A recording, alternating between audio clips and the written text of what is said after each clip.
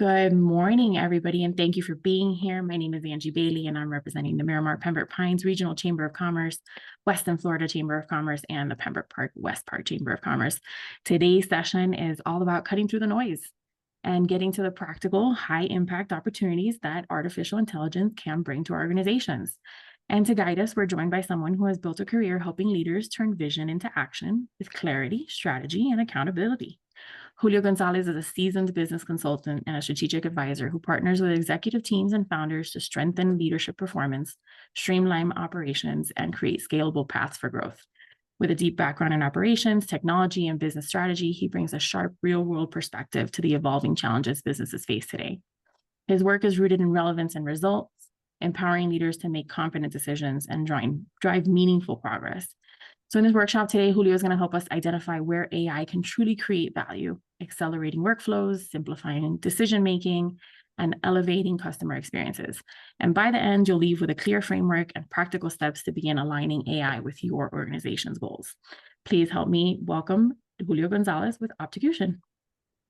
Thank you, Angie. I appreciate the opportunity to present this to the chamber, and it's great to see some familiar faces on here. And hopefully, you will come out with a better idea on what to do with AI. Um, I was going to take a poll, but seeing who's on here, I think I've got a good take on who everyone is. Hello, Danya. So I'm going to go straight to sharing my presentation. So let's go.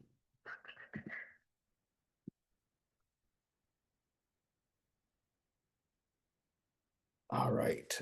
So finding real business value with AI. This is a presentation that I presented back in August to a group of individuals for a company that does AI development for a living.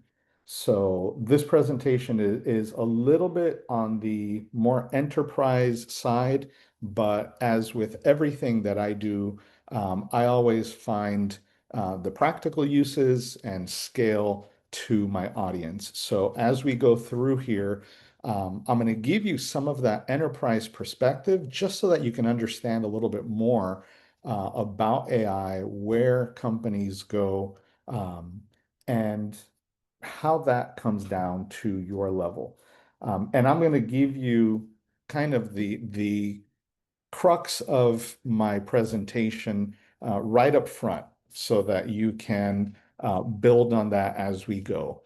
If you're not doing something with AI today in your business, you're already at a disadvantage. Um, everybody, every aspect of business, every tool that's out there is at least looking at AI, if not already leveraging it. So let me get into the presentation and we will talk through those. If you have questions, please unmute yourself and just ask. I'm not one of those that gets bothered by that. So feel free to ask questions as we go along. So a little bit about me. I am a South Florida native, born and bred in Miami. I've spent over 35 years as a technology leader. I've touched every industry and every major company in South Florida. One of my favorite roles was when I worked for Miami International Airport. Everything that you see from a technology perspective there, I had a hand in or implemented myself. That was a long time ago, so it's been upgraded, but all of that core is still in place. My last 12 years in the corporate world, I was CIO at 3 different healthcare firms, as I touched on already, all the different industries. I'm a volunteer. Most recently, I joined the board of the Humane Society of Greater Miami. And I'm a mentor in many different aspects of my work. That's my family, my kids, and my not so new granddaughter at this point. She's about, 20 months old, and my partner. But these, I'm going to say, were the ones that were really running the house since this photo. Sasha, the Rottweiler, passed away and Frida, the mini schnauzer, misses her greatly, as do we. She was a great dog. Um, AI is everywhere, as I mentioned. And when I say everywhere, it dominates every boardroom, every tech summit, every venture capital pitch deck. I was at a healthcare conference in Las Vegas 3 weeks ago, and 90% of the conversation was touching on AI. All of our healthcare is going to some form of AI tooling, assistance. It's really incredible how AI has advanced. So, what's the leadership challenge around AI? What is our strategy? Is the biggest question. My competitors are using it. How do I leverage it? Executives are completely overwhelmed. Do I go ChatGPT? Do I go Gemini? What tools should I use? So, our focus today is going to be finding that true business aligned opportunity that AI has in your business that can accelerate, simplify, and enhance the value of AI and therefore of your business. So, what's the reality? With as much AI as we're talking, a lot of tools still are not true AI, or at least are not AI first. And I mentioned the corporate world. This is where a lot of this comes in. A lot of AI-enabled tools aren't adaptable. They aren't embedded as part of your core workflows, and they are really just um, a cover over some, really good intelligence, but it's not AI. True AI first tools are really built around data, learning, and context. That's where AI shines. It's finding that hidden value in your data to do a better job. Flexible and continuously improving, that is inherent in true AI. And it's designed to augment human decisions and not replace them. So yes, a lot of positions will be replaced by AI, but the most successful individuals are going to be expert in how to use AI. So those roles, those people are truly going to excel because they know how to maximize the value that AI brings to their specific roles. And this is not something new. When IT started, really automating positions and roles, it was the same criteria. If you knew how to use the automation, if you knew how to communicate with IT, you were that much more valuable. So this simply extends now into the AI space. Um, so where is the real business value with AI? And this does not discriminate based on the size of business. So it is all about accelerating what you do, not replacing what you do, doing it faster, doing it simpler, reducing that friction of how you meet your customers' goals, how you do those things within your business. Simplification, okay? Decision fatigue is a real thing. Being able to, feed data into AI, feed situations into AI, and have it help you make a better decision and make it quicker is a significant advantage. And then enhancement. Everything around the customer experience is being enhanced by AI. Before you had, press one for customer service and two for billing, now you have complete conversations with AI that get you that much closer to the actual information and assistance that you need, sometimes without even speaking with an agent. So think about these three things and how your business could improve, again, doing it faster, you being able to operate more simply, and enhancing everything that you do, primarily that value to your customers. So, statistics around AI, 80% of business leaders say that AI allows their employees to focus on more strategic work. 20 to 40% are already seeing significant savings. 64% say that AI reduced decision fatigue. IBM, which was, I mean, if you've followed, kind of much of anything in the news, even watched Jeopardy, IBM's Watson was one of the most significant implementations of AI, and Watson's been around for, I think, 15 years. Watson, has even played Jeopardy. IBM says 5 times faster decision making with AI.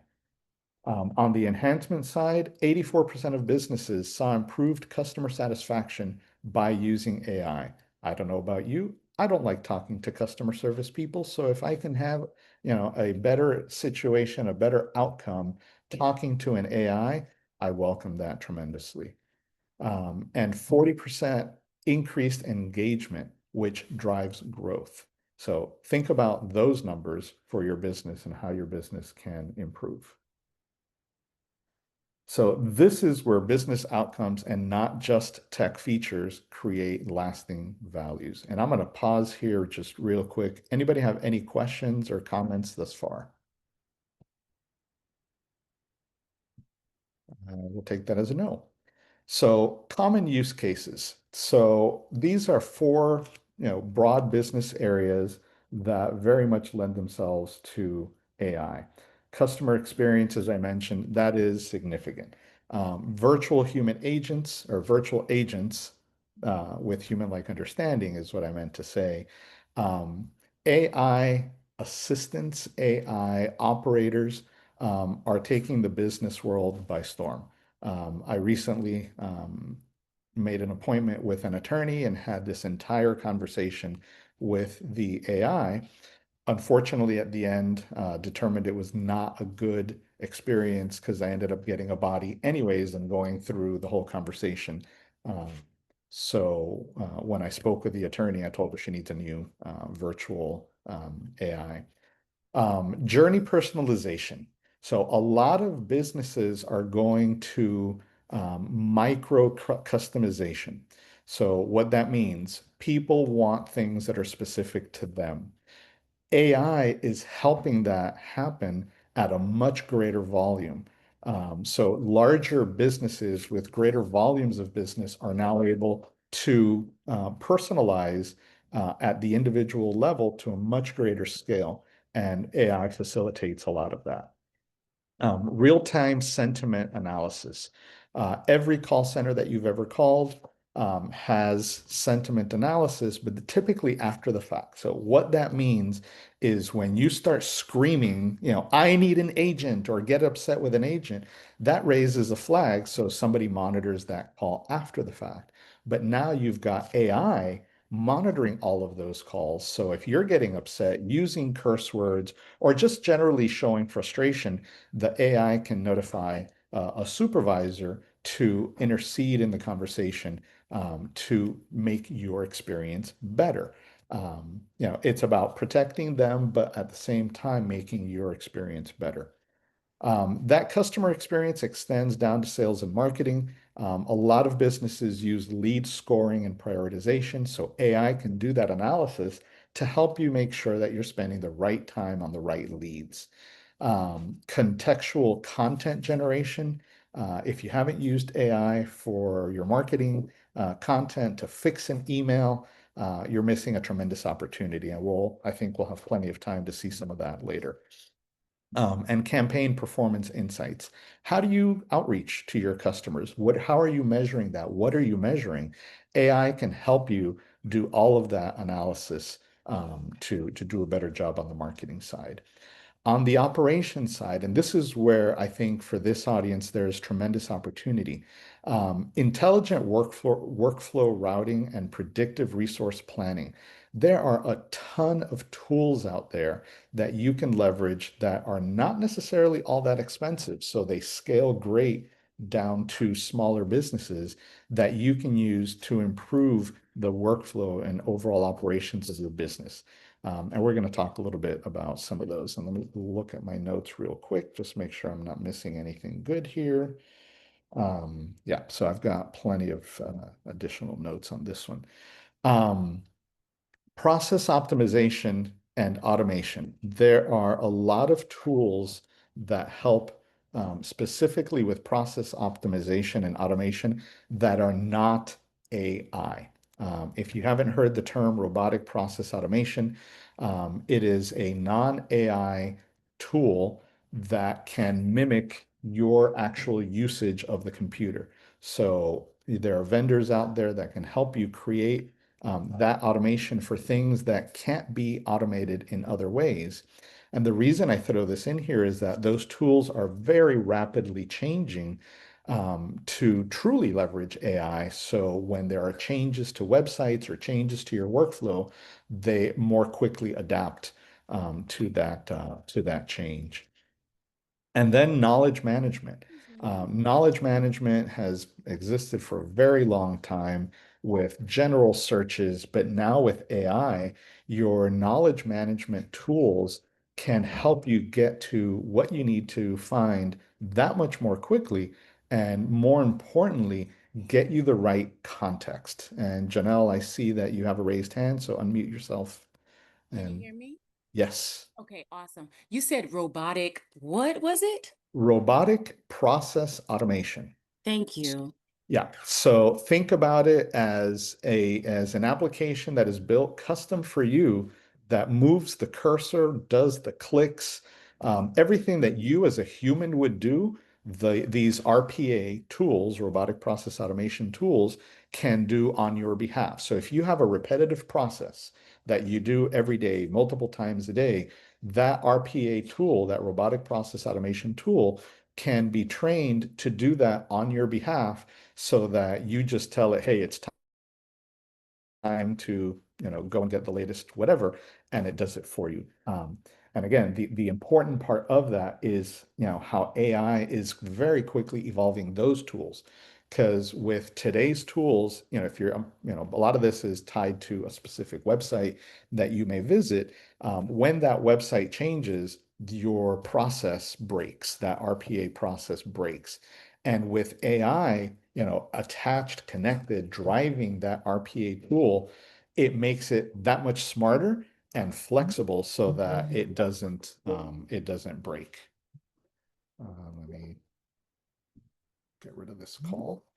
All right, so back to knowledge management. Like I said, there's been tons of databases available for years, but now you can load an AI-driven knowledge management tool and say, find me the clause in the contract that states that my credit card acceptance fees are, 0.5%, not 3%. And it knows, it reads the entire contract, it finds the context. So for attorneys, this is a great tool to read contracts, interpret contracts, get to what you need quicker. And for any other organization, you could load process and procedure, things like that, into your knowledge management tool to get the answers that you need. Now, how does that apply to small and mid-sized businesses? So virtual agents, like I said, they are taking over the world. They are priced to where even small businesses can afford a virtual agent, a virtual assistant. I just saw a price for one, $50 a month, not including the assembly portion, but for $50 a month, if you could have somebody answer your phones for you and set appointments, that would be fantastic for most. So that's an easy one, low-hanging fruit, I think, for so many businesses. Sales and marketing, HubSpot, and I think there's another, no, not yet. So HubSpot is a CRM, and it does a bunch of other, has a bunch of other functionality and capability. They've added a ton of AI capability into HubSpot that can help you with all of those things, the lead scoring, the content generation. So if you haven't, if you don't have a CRM, take a look at HubSpot specifically for the AI capabilities that it has. And if you do have a CRM, find out, is there an upgrade? Do they have AI capability coming soon? Because you want that AI assistance to help you with your customer outreach. Most AI-enabled CRMs that I've seen have may have either an AI button or just AI kind of generally monitoring, so that when you're reaching out to your customers, it helps you right there without having to go to ChatGPT or Gemini or whichever other one, right in the CRM. Help me write an email to apologize to my customer for their order being late. And poof, the AI in your CRM does that for you. So a lot of opportunities there. And like I said, most all CRMs at this point have some ability or component for AI. And I just lost my screen. There we go. On the operations side, which is, for this group, I think a little bit more finance, QuickBooks has AI-based invoice matching. So when you're reconciling your accounts, you can do so a lot easier. Xero is another, low-cost accounting package. So both of those have AI built into them. And Janelle, I'll come back to you in a second. And then on the knowledge management, this can get a little bit pricey. But again, I think we're going to have plenty of time. I will show you my personal GPTs, which are part of ChatGPT. So you can build an AI specific to your organization that you train it, and therefore you can ask it questions specific to your organization that it is trained to answer. Janelle, go ahead. I was just going to say, Stephanie asked a question that I thought was good in the chat. I'm not watching the chat. So Stephanie, if you Yeah, want to jump in. so she asked if you can give examples of the platforms of companies you're referring to. The platforms that are using all of these tools. Hi, good morning. Yeah, so this was before you started to put like HubSpot, QuickBooks Zero, and Train GPT. But yeah, I did want to see the specific examples of the companies that you were referencing. And then also, you'll probably get into this one now, but in terms of the Train GPT, like now that Chat GPT has a function to go ahead and do the company knowledge, Yes. to then use that data to train the GPT. So I'm curious to see if you'll drill down on that a little bit more. And I do want to see your GPTs as well. Yeah, definitely. So yeah, the thing is there's so many different tools that it's hard to say use this one or the other one, because a lot of it is kind of like, your choice of ice cream flavor. The one of the best things that I signed up for is something called Lenny's newsletter. It's a little bit more techy, but if you want to, really explore AI, it's $200 for the year. You get something like $15,000 worth of free software. So, one of the things that I've used tremendously since signing up for Lenny's newsletter is something called Granola. And there's a bunch of tools out there, Fireflies, Otter, Fixer, I think is another one, that will join your Zoom meetings, Teams meetings, any of those, and will take notes for you. And what I like about Granola is that you can use it in a live session. So yesterday I was at a customer site. I told them, hey, I'm going to turn on my note taker. Do you mind? I turned on Granola and it listened to the entire conversation. And then it gave me a summarized version of the meeting. It gave me takeaways and deliverables. That is tremendous value, because now I can focus on, keeping my eyes on that prospect, listening to the conversation, and not so much on taking notes. I still took some notes, but I knew that Granola was in the background listening to the conversation and taking notes. And the funny thing is, it starts learning from the conversation who is who. So it will actually say, Julio said this versus Angie said that, without having to say, Angie, use your voice so that it recognizes you. It just picks that up as part of the conversation. So there's a lot of tools like that that are phenomenal for smaller businesses. Another one that I use is Gamma. It creates PowerPoint presentations. This presentation was built in Gamma, and we'll go into that one in a couple of minutes also. Why do most AI efforts stall? And this is where you guys have tremendous power because the decision making is so much easier in a small business. But regardless of the size of the business, regardless on, your leadership style, we all tend to get stuck in, that flashy new thing. So everybody says I need to use Claude now instead of ChatGPT. So you switch to Claude and you switch to Gemini and you switch to Copilot. Um, Figure out why you want to use AI. That, of any of these is the most significant reason that efforts stall. Figure out what your use case and then find a solution to it. Don't just decide, I want to use ChatGPT in my business. Let's figure out where to use it. No, you have to start with a problem that you're solving. Data issues. Um, Data is huge in every aspect of technology, every aspect of business, more so even in AI, because any of these AI tools will make up data where you don't have it. And we'll talk about prompting in a couple of minutes. Organizational resistance, again, that one is less of an issue for this audience because you have, almost total control in most cases of what goes on.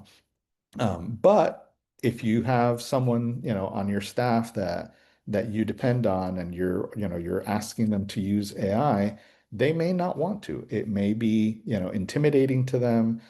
They may feel that by using that, their job is at risk. So change management and having, those conversations with everyone that's impacted is very important. And then the talent gap that goes more towards the larger organizations. But even, for this group, you decide you want a knowledge management system for your organization. Do you want to do that yourself, install it yourself, or do you want to bring in an expert to help you implement some of this AI? A lot of these tools and capabilities are less expensive than you think. So don't be afraid to reach out. So these are the real questions to answer, and we kind of touched on them. But where can AI add value to your business today? Find a problem that is, bothering you every day, taking up a lot of your time every day. And, ask yourself, is there a potential solution using AI? Or almost more importantly, how much money can I save by addressing this pain point, with a solution that could maybe make it go away altogether, or simply just make it easier for you to complete. Value assessment. Is this a nice to have or a true differentiator? Nice to haves are nice to have, but if you're going to be spending money in your business, don't you want it to be in an area that is really going to make a difference? And again, generate money.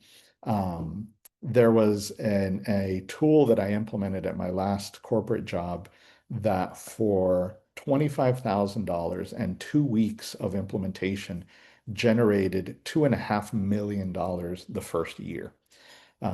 Obviously, that's at a different scale, but that's the kind of transformation that you can bring to your business. If you can spend $69 a month and get, a $5,000 bump, in your revenue or reduction in expenses, or what if it's $25,000? That's the kind of value assessment that you need to make. Risk management. Every business needs to worry about risk.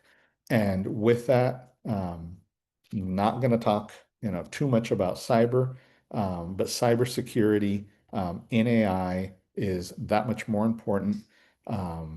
We're seeing so much fraud in the business community now brought on by AI. We're all local to South Florida. If you watch any of the evening news, the local channels, there was a situation, I think it was back in the April, May timeframe, um, where an elderly lady, in big quotes, was selling her property, and everything was done virtually, the closing, everything. And the title company saw it was some sort of twitch or something that didn't look normal, and they questioned the validity of the transaction. And everyone was an AI generated um, fraud.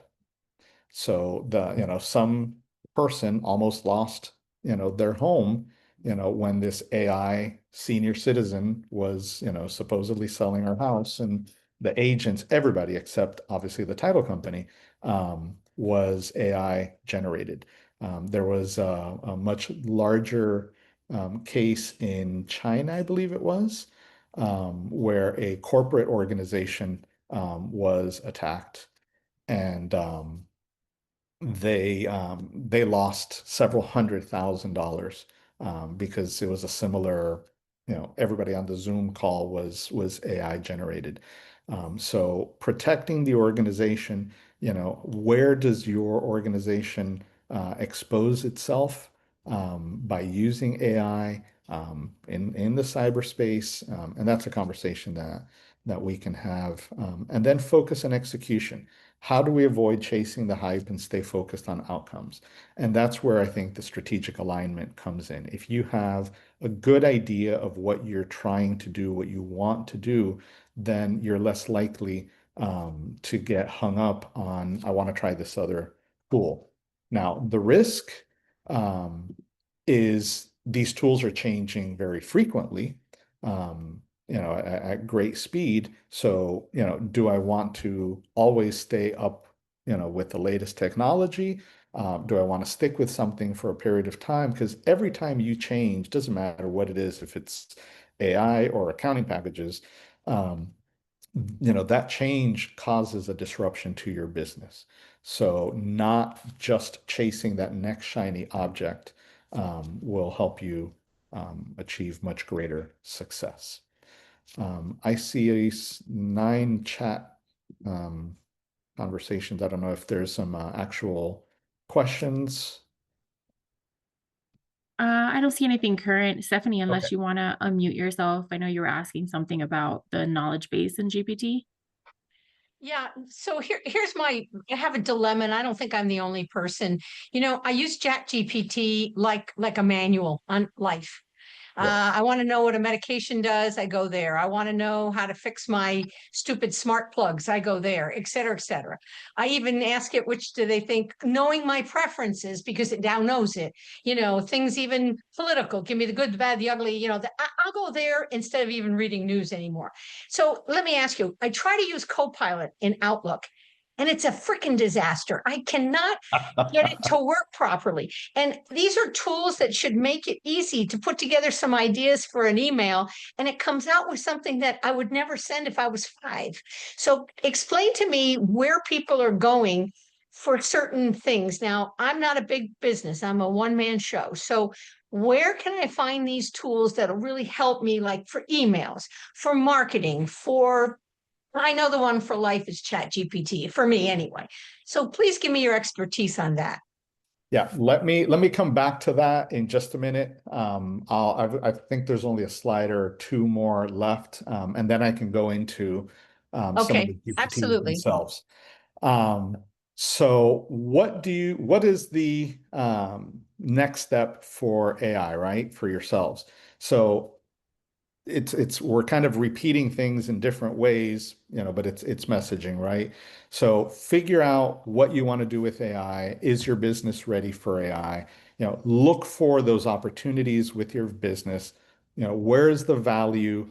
And then put together a roadmap and some governance around what you're trying to do. And even a small business can have, a governance plan that is, an extension of your roadmap to make sure that you're following all of the legal and regulatory items around AI that your industry may require. And all right, so this one is more specific to the prior presentation that I did, but still holds true. I mentioned this earlier. Find a good partner to help you. I don't do AI implementations. I do operations, and I didn't even talk about what I do, but I'll share that at the end. There's individuals in the chamber that do a lot of work with AI. There's some great individuals in the community that do AI. I can help you find those. So if you need somebody, to help you with AI, I can definitely connect you. You can feel free to reach out to me. But find a good partner so that you're not wasting your time just doing stuff that may not be of the greatest value. What can you do after this? After this presentation, what is already in place? So if you have staff, I guarantee you they're using ChatGPT. Do you want them using ChatGPT? Are they putting your customer data in their ChatGPT? Because if it's free, it's training ChatGPT and it can be used as a response for somebody else's question, right? So find out, who in your business is using AI, and should they be? Have a real conversation. This conversation may be with yourself, it may be with a business partner, but figure out, again, what you want to do with AI and get educated. And thank you so much for coming today, because this is part of, the getting educated. But continue to have conversations. You can reach out to me at any time. And like I said, there's plenty of individuals in the chamber that are focused on AI that can help you expand your knowledge. So, and this is what ChatGPT thinks about me. This is a studio shot that I took some time ago, and I asked ChatGPT to make it a cartoon, and that's what it came back with. So we're not ending this, so premature thank you. And if you want to scan the QR code, that has all of my contact information, and I'll leave that up there. And I'll start with Stephanie's question, and then I'll go into some examples that you can see. So Stephanie, all of the AI tools, I'll say, do the same thing. Do you get the same outcomes? No. I'm not a fan of Copilot. I tend to switch between ChatGPT and Google Gemini. And I switch sometimes based on I don't like the answer from ChatGPT, so let me see what Gemini is going to give me. Gemini tends to, I think, give you a little bit better, I'll say, statistics types of responses. But if ever in doubt, go to another AI and talk to it. So that's kind of the very broad answer to you. There are so many tools out there, and in many cases, a company will have multiple tools. So I mentioned Google Gemini. Google also has another AI called Notebook LM.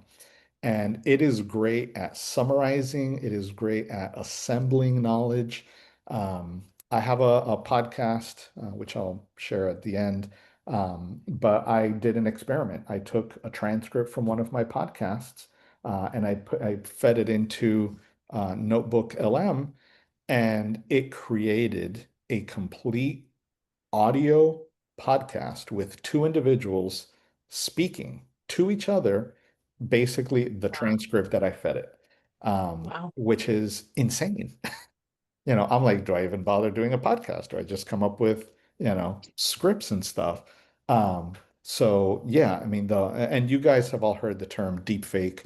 AI, you can clone yourself digitally. So, you don't know if I'm actual live. Most of you, I think, know. But, I could be doing this presentation, just in a scripted manner with my AI avatar, and it would look pretty darn good. 90% of people would say, yeah, that's legitimate. So there's just so many tools and so many ways of using AI where if you don't like what you're getting from one, go to another. And I'm going to end this presentation and go to my browser.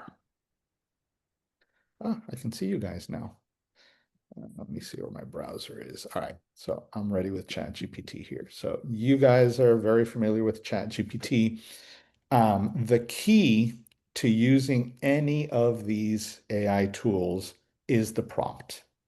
So The Julio, I prompt think is, we're still seeing your PowerPoint presentation, like just the corner of it. let me stop then. So you may have to focus on a different window. Yeah, thank you for that. No Share. problem.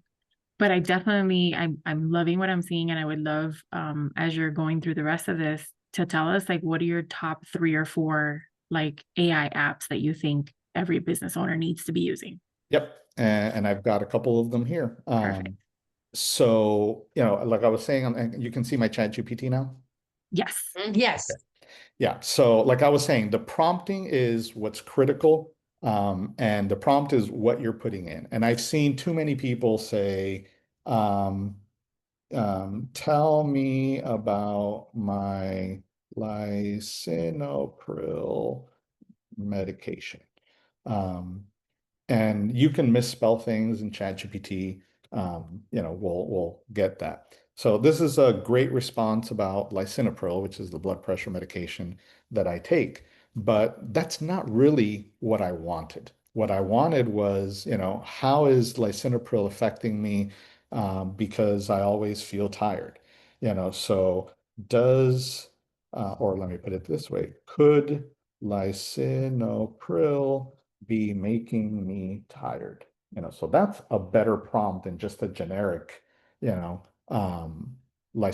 question. So taking this a step further, and this is where the key comes in. As a top, let's say, internal medicine specialist, what recommendations would you have for a 58-year-old male? Now you guys know how old I am, who is starting on lisinopril. That's a very specific prompt, right? So now, excellent question and very responsible one to start to ask at the start of therapy. So now I've got, a response that is very meaningful to me, right? Because it's coming theoretically from an expert internist. And when I say theoretical, it's taking the knowledge that's out there and it's forcing itself to think at a higher level, not just, what does the internet say? Because so much of this does come from learned information from the internet. But this is information that my doctor should be giving me, or that I can use to go back to my doctor. And I'm going to stick to ChatGPT because it's where I do most of my work. But this up here at the top left usually is just at ChatGPT or Auto. But if you're doing something that you're thinking, I really want a more in-depth answer, you can force it to go into thinking mode. And that means it's going to take that much longer to process than just what's out there. And when it's on auto, if it detects that, hey, this is a question that might need a little bit more, it'll switch itself into thinking mode. But if I ask, I'll ask it now, and what about uh, the medication I can't type now, conflicting with my cholesterol medication. So now it's in thinking mode and it's going to, process that a little bit more intently, to see what it comes back with before it responds. And you can see it's not, very quick to respond. You can see some of the short answers that it's processing already internally, but it's going back and doing more deep research on all of these. And I'm not sure if I can, it's not going to let me cancel it. Oh, because it's done already, haha. And one of the things that most people don't realize, you can tell it to ask you questions you're not asking. Okay, so what else should I ask you about lisinopril?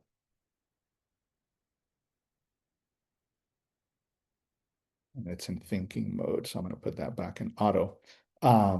But in this case, it's just providing more information, or it's not done yet. But it'll come back and say, you should ask about how it, affects hydration or whatever the case may be. I'm just going to stop that for time's sake. And because of the criticality of the prompt, one of the things that you can do is ask all of these tools, in this case, ChatGPT, help me write a prompt.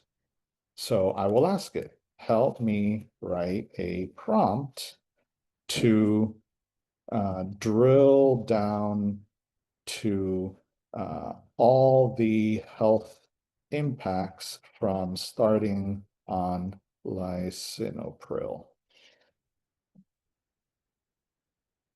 So here's a strong structured prompt you can use, and look at the size of this prompt. Prompts don't have to be a single sentence or anything like that.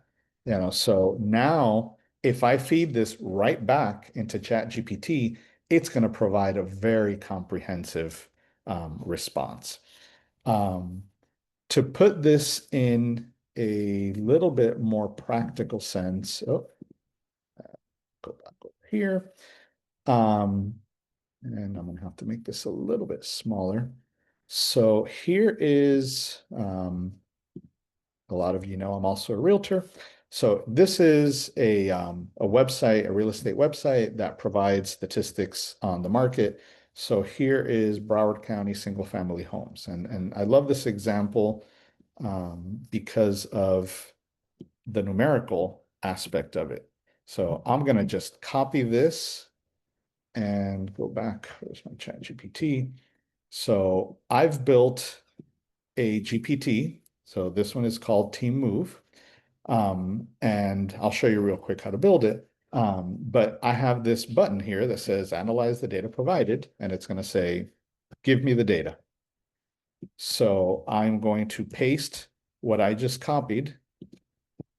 And when I upload the data, here is a very detailed, very accurate, very timely market update of the Broward County single family home market based on the data that I provided. In the past, I would have to sit there and analyze the data, and that took all of about 15 seconds, 30 seconds to do this complete, statistical analysis of the data. This is where you will get significant value if you're doing anything financial. Now, again, you do have to be careful, about putting customer data in there, but if you can anonymize the data, so not have customer names or any identifiers, you can put, so much information in here and get an analysis like this very, very quickly. I mean, think about it. I know there's a lot of financial planners in the chamber. If you can put in your customers' goals, if you can put in, their balances and things like that, you can do a complete, investment analysis without putting, any identifying information, and get, something that will at least get you so much further, so much quicker than having to do all this manually. Yes, Stephanie.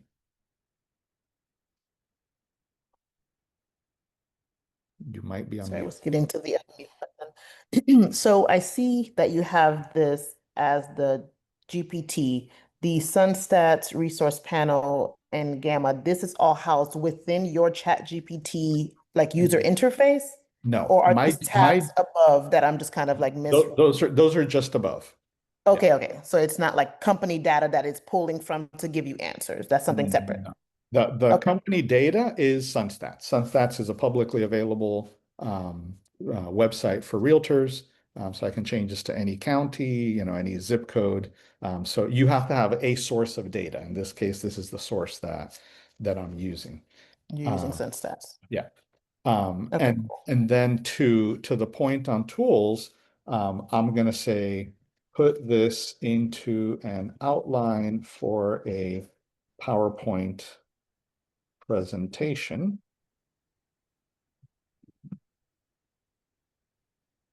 So here's, a nice presentation that it's putting together.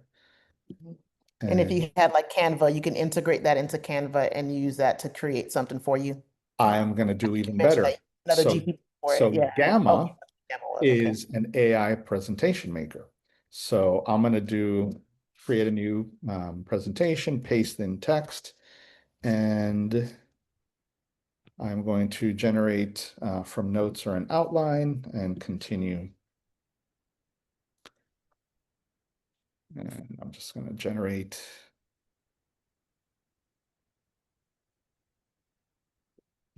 So you guys saw what I just did. I haven't done anything else, no preparation for this. I literally copied and pasted data. And, here it went and created an image, for my slide deck. Put it in a format that's very nice. And it just created 3 because that's kind of what I gave it. But think about, if you've done presentations in the past, how long did that take? This is an incredible head start to creating presentations. And the nice thing with Gamma, you can put in all of your fonts, all of your colors, your logos, everything, so that Like a when brand you give it the prompt, it does it to your specific design. Super cool. That's all. I like that. And Stephanie, you mentioned Canva. Canva has a ton of AI built in. So leverage that. Back to ChatGPT. And if you guys have any other specific examples of tools you'd like to see, just ask the question. But Stephanie has a question and sure. Hi, Jorge. I've used ChatGPT, and I don't know if people understand, as if it's a customer service on the phone. So when I had these smart plugs come in, I gave it, I'm not being able to connect these smart plugs. Could you tell me? But I did it by hitting the voice. And then the sphere comes up and it says, all right, first of all, what edition do you have? And I just showed a picture of it and the QR code, and it goes, okay, I got you. And then, so first thing we're going to do, and it talks me through how to do things. So that's Absolutely. number one. And secondly, it has created logos for me for people who come and say, hey, get a QR code for my merchant processing. And they don't have one. And I just say, do you have any idea? I put a boat. So I asked GPT to create a boat with these colors.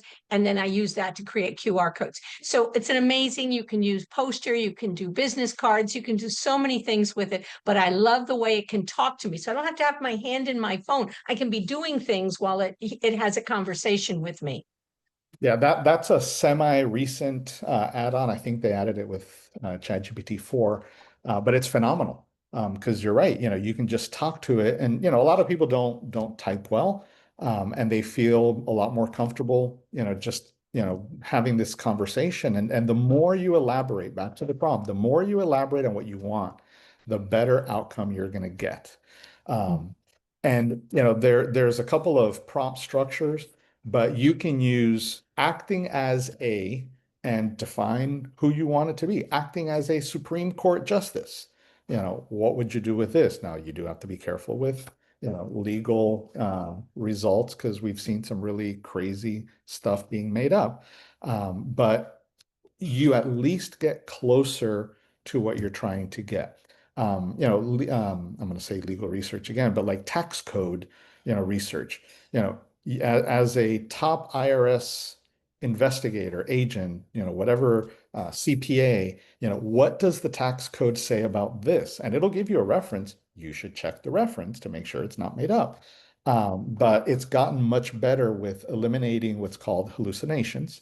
and coming up with stuff just randomly that's made up. So better prompts, better responses. And I'll tell you, the best prompt I have ever seen came from a marketing individual who is accustomed to, he actually does commercials. So in the past, he would actually draw out what's called a storyboard, think like comic book, so he would define what the commercial would look like, because he gives that to a filmmaker to actually film the commercial. So this guy is so accustomed to being so detailed in his storyboards that now when he talks to ChatGPT, they are very, very specific prompts, and his outcome is phenomenal. And I just noticed we're at 3 minutes. So I want to make sure that I cover any, last minute questions. You guys have, let me go back to stop sharing so I can see you guys. You guys, Julio, yes. How serious is it about your data? I've asked it a million times and it says it holds the data only to reflect back who I am and stuff. But how, if I start saying I use, a medication, is that going out to sponsors now? Also, I'm going to get bombarded with people trying to sell me medication. You know what I'm saying here. So can you what about the security on these things? Not yet. So from that perspective, you're not going to get, advertisers and stuff, saying, hey, now that I know that you're on Lisinopril, let me sell you this other thing. But if you are using the paid version of ChatGPT, there is a setting that everybody should set, and I can send that out through Angie afterwards. But there is a setting where you tell it, do not train with my data, and that, in theory, makes it all private. Now it's kind of like, the government, I'm from the government, I'm here to help. Right. So, you can only trust so much. But what I've seen in my own GPTs, which is a little frustrating, is that it does forget things that you've put in if you aren't regularly refreshing the data. Like if you're not using it for responses, it does tend to forget. So that gives me some sense of hope that the data at least isn't being kept for extended periods of time. But on the free ChatGPT, anything that you put in is used to train the AI. So if you're putting in, and one of the things that happened up front is that ChatGPT forgot how to do math because people were doing stupid things saying 2 + 2 = 6. So it learned that. And when people were asking what 2 + 2 was, it's 2 + 2 is 6. That's what I've learned. So the data that you put in on the free is absolutely being used to train the AI. So if you're putting in crazy things, it could give somebody else a crazy response, but it also could lead to hallucinations. Yeah, and I definitely put that in the chat just so that everyone's aware. Trust but verify everything that you're putting into the systems. This is amazing technology, but at the end of the day, I have had a lot of issues with math when using AI. So just double check the math on things like that. I've had it create a spreadsheet and then have a formula that was referencing an empty cell. It's not perfect. And sometimes that's on our part, right? User error, what your prompts that you're putting in and how you're explaining it. And it could be just that I wasn't being clear, but trust and verify. And again, on the prompt, you can say using only, actually available data on legitimate websites. Right. So again, you're adding more context to it. Yeah. Dimitri, you had a question? Just quick question. Do you have a recommendation on virtual receptionist services that you've tested that actually do a good job? None that I've tested, but a few that have been recommended to me. I can share those with you. Awesome. Afterwards. Yeah, Julio, if you send me your list, maybe if you have like a list you have of like, let's say your top 5 or top 10, like every business needs to use or explore the use of these apps, send that to me so I can send that out to everybody. I will. Thank you all for being with us. I want to respect everybody's time and we do have something else coming up, but thank you all for being here.